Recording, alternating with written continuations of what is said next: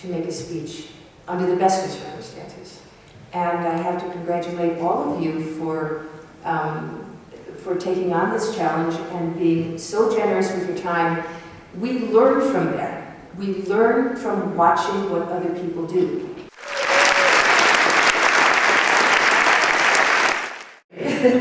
Third prize goes to Robert Fiske from the US for... I call to your attention an obstacle to future revolutions, and that is the desire by some to censor one of humankind's greatest achievements, and that is the internet. Let's talk about revolution as long as we can here this evening, because if the internet is to be regulated, we will find it very difficult to have online discourse about revolution. One of the greatest threats to our liberal democracies is those who wish to sacrifice your civil liberties for temporary security. We expect such censorship from North Korea, for example, where all computer connections are government-controlled, or China with their Great Firewall. But moving past September 11th, we see attempts worldwide by governments wishing to limit freedoms under the guise of better security and safety. There are those who wish to use fear-mongering as excuses to enter our private digital lives. Our posts are sifted through and communications monitored, often without the basis of reasonable suspicion. Many of us have a smartphone in this audience. I don't know about you, but I do not want to live in a world where a post I make could cause a man to come into my home, put a sack over my head, and whisk me off into the darkness. I'm American, I know about this. We have the Patriot Act. We also face self-censorship, knowing our words will forever linger in the digital realm. I think that I would be executed in some countries for some of the Facebook posts I made in high school. The topic of this forum is justice and responsibility for the future. Justice and responsibility for our future is ensuring that our fundamental rights remain unchanged. This morning we saw a presentation on the future of the internet.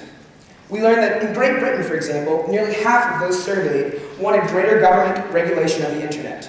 Paradoxically, only 20% of those surveyed indicated they had trust in their governments. What is it that we really want in this world? Sacrifice personal freedoms and rights because we are afraid? To be watched, censored, and controlled 24/7? To live in an Orwellian world described in the book 1984? After the riots in London earlier this month, Prime Minister David Cameron is looking into surrendering social networking and cellular devices in times of crisis. We must fight against such limits in order to protect the most important freedom of all, and that's the freedom of expression. Knowing the consequences of censorship, we must make it known that we do not wish to live under such conditions.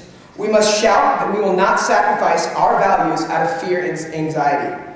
So, do we allow our governments to censor us, or will you stand up and reject internet regulation?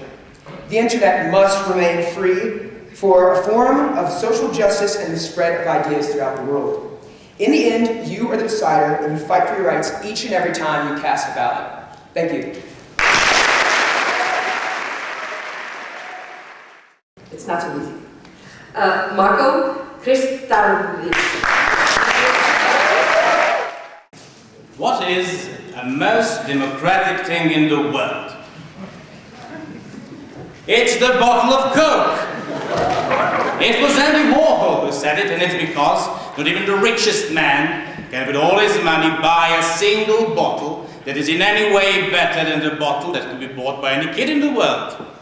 And herein lies the very basis of democracy, the equality, the age-old principle that we all of us, no matter how different we are, subscribe to the same rights and liberties, that we are all due the very same bottle of Coke.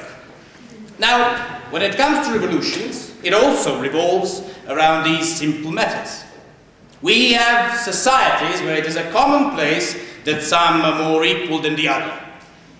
And we have in those societies colonels and generals and presidents for life who have deprived the people they claim to represent of everything, but most importantly, they have deprived them of ability to decide on their own fate. And facing this, people look into themselves and they find the most powerful weapon a man can wield. They discover they have a voice.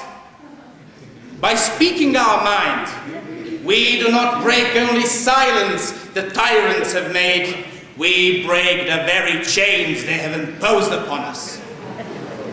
And we heard this voice resonating from ancient cities we selfishly deemed will forever stay mute. We seen history unfold itself, broadcasted live from streets and squares.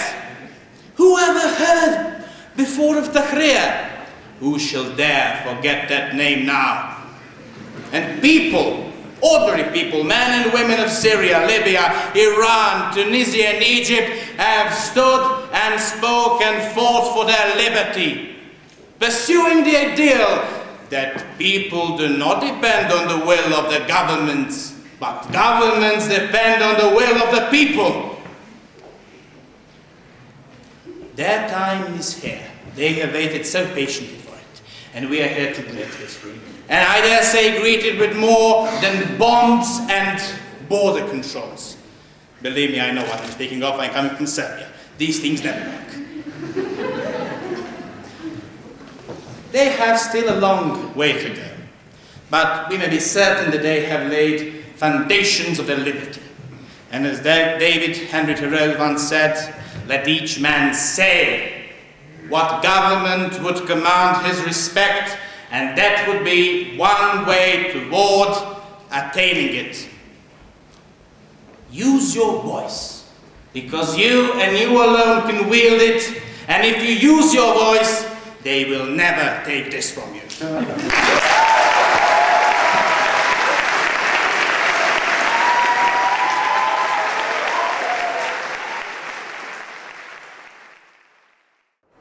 If the others have won our intellectuality with the power of their words and our level of quality with the powerful presentations, our number one speaker won our hearts. Number one is Rupinder K.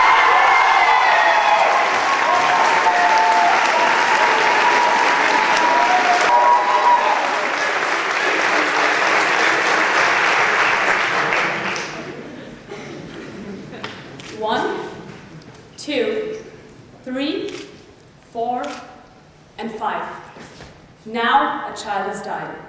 By the end of my speech, 45 children will have died. By the end of this day, 22,000 children will have died, according to UNICEF. This is only one striking factor for how unjust our world actually is. Children dying of hunger and lack of medical support displays inequalities in one terrifying way. Although we produce enough food and could actually feed twice as many people we cannot stop people dying from hunger. We have been talking about these topics in this very forum, in this beautiful Congress Center, in the middle of the Alps. In various seminars, panels, we've been discussing, disputing about solutions and tools for those solutions for a more just world. We've also been analyzing our duties and common values, and we're talking about responsibility. Seems like a big word, no? And I don't just mean the letters.